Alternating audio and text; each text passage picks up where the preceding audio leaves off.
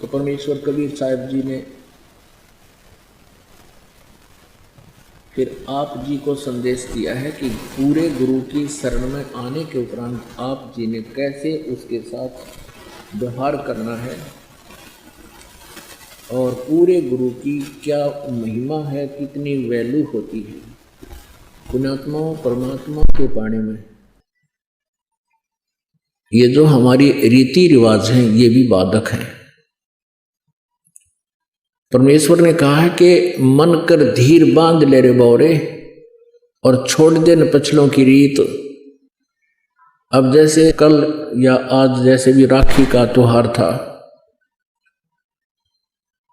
रक्षाबंधन का त्योहार था, इस रक्षाबंधन की क्या आवश्यकता है, क्यों इसको हम मना रहे हैं? ये काल के चलाए हुए अपने इस टाइम पास करने की खातिर, टाइम वेस्ट करने के लिए और हमें पीड़ित रखने के लिए एक ये रीति बना रखी है। अपनात्मा इस ज्ञान से परिचित होने के बाद हमारी आंखें खुल जाती हैं और जो समझदार बच्चे हैं वो इस बात को स्वीकार कर लेते हैं कि संत जो कहते हैं परमेश्वर का आदेश होता है, तो फिर वो स्वीकार कर लेते हैं, फिर वो समाज की नहीं मानते। एक बहन ने बताया कि जी उपदेश लेने से पहले मैं राखी बांधने के लिए अपने भाई के वहां घर गई। वही रक्षाबंधन का दिन भाई की इंतजार कर रही थी। दुर्घटना के अंदर भाई की मृत्यु होगी, उसका शव आया, टक्कर मार मार कर रो रही थी। अब रक्षाबंधन का उद्देश्य क्या है कि भाई राखी इसलिए बांधते हैं कि वो हमारी रक्षा करेगा। और भाई की रक्षा कौन करेगा? हमारा रक्षक। कहते हैं जो रक्षक है उसको हम भूल चुके हैं। हम सब का रक्षक कबीर साहब है। कबीर परमेश्वर पूर्ण ब्रह्म परम अक्षर ब्रह्म।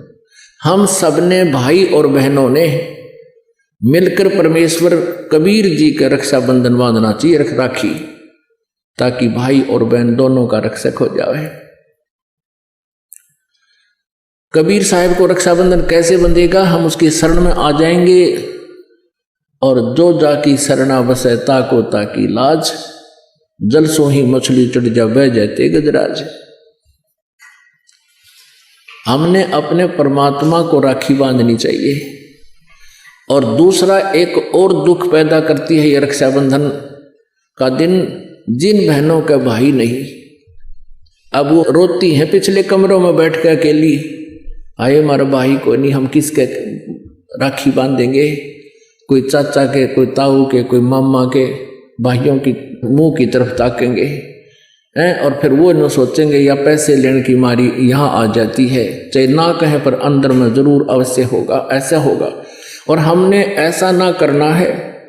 हमने अपने ऊपर कर्जा नहीं चढ़ाना किसी का। तो इसलिए हमने रक्षाबंधन का त्योहार कैसे मनाना है? परमात्मा का नाम ले लेना है। और फिर ये 10वां दिन यहाँ त्योहार होता है, सत्संग होता है, इसमें आकर के हमने इस परमात्मा के ज्ञान को सुनना है। तो ये इस तरह की जो रीति रिवाजें हैं ये हमें पीड़ित करने के लिए है, हमारे को एक दूसरे से दूर करने वाली है। अब रिवाजें बन गई हैं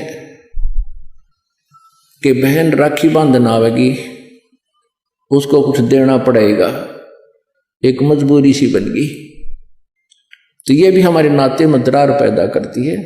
तो पुण्यात्माओं, जिन्होंने परमात्मा पाना है तो परमेश्वर के विधान को अपनाना ही पड़ेगा।